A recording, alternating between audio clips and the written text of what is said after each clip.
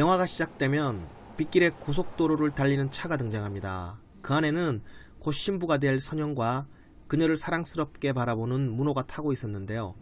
둘은 지금 경북 안동에 사는 문호 부모님께 인사를 드리러 가는 중이랍니다. 잠시 후 둘은 고속도로 휴게소에 들르게 되는데요. 그런데 문호가 잠깐 커피를 사러 간 사이 선영에게는 한 통의 전화가 걸려오고 전화를 받은 뒤 그녀는 갑자기 사라져버립니다. 커피를 사들고 차로 돌아온 문호. 선영이 없어진 걸 알게 된 그는 미친 듯이 그녀를 찾기 시작하는데요. 납치를 당한 거라 생각한 문호는 선영이 살던 집까지 찾아가 봤지만 집은 마치 이사를 한 것처럼 정리가 돼 있었고, 결국 문호는 전직 형사였던 친형 종군에게 선영을 찾아달라고 부탁을 하게 되죠. 과연 선영에게는 무슨 일이 생긴 걸까요? 안녕하세요, 이상길입니다. 이상길의 작고 깊은 영화관 57번째 상영작은 변영주 감독의 화차입니다. 2012년작으로 이 영화는 일본 작가인 미야베 미유키의 원작 소설을 영화한 작품인데요. 원작 소설은 일본에서 역대 추리소설 베스트 10에 자리하며 사이파 미스테리의 걸작으로 인정받고 있는 작품이랍니다. 그만큼 작품성이 뛰어난데요. 우리나라 변영주 감독에 만들어진 영화 화차도 재미는 물론 배우들의 탁월한 연기와 작품성까지 완벽하게 갖춘 걸작이라고 감히 말씀드릴 수 있답니다. 해서 지금부터는 스포일러를 최대한 피해가면서 이 영화가 왜 걸작인지에 초점을 맞춰 이야기를 풀어갈까 합니다. 그럼 시작해볼까요?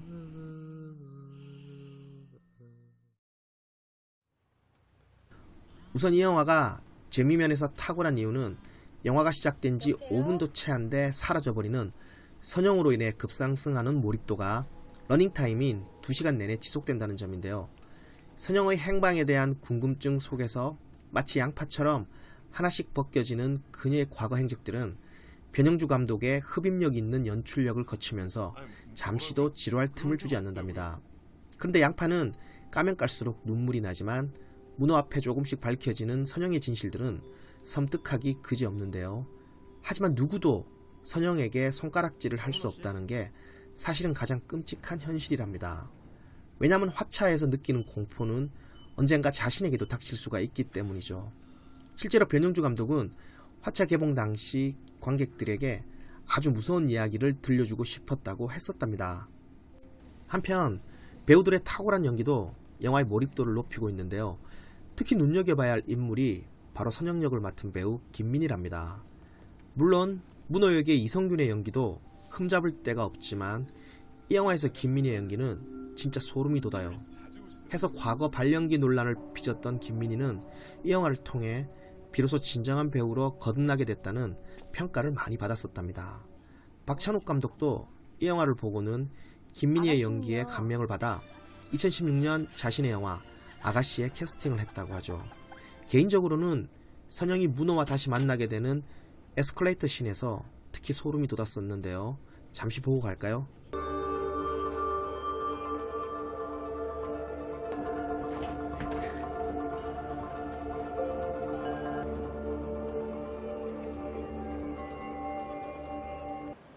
나는 하지마.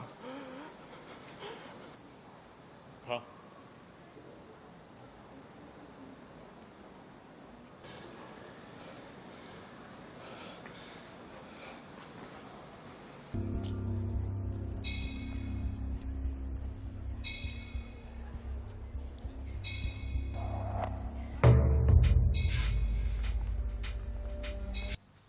마지막으로 영화를 좀 더 뜻깊게 볼 수 있도록 제목인 화차에 담긴 의미에 대해 설명해드리고 마칠까 합니다.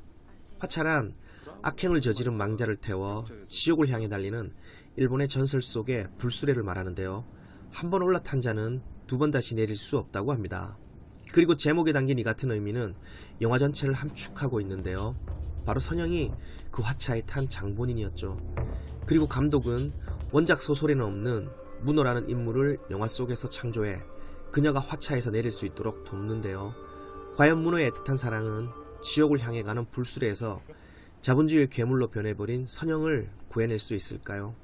이 영화를 보게 되면 자본주의 세상에서 어쩌면 사랑의 반대말은 미움이나 무관심 혹은 외로움이 아니라 돈일지 모른다는 생각이 들지도 몰라요.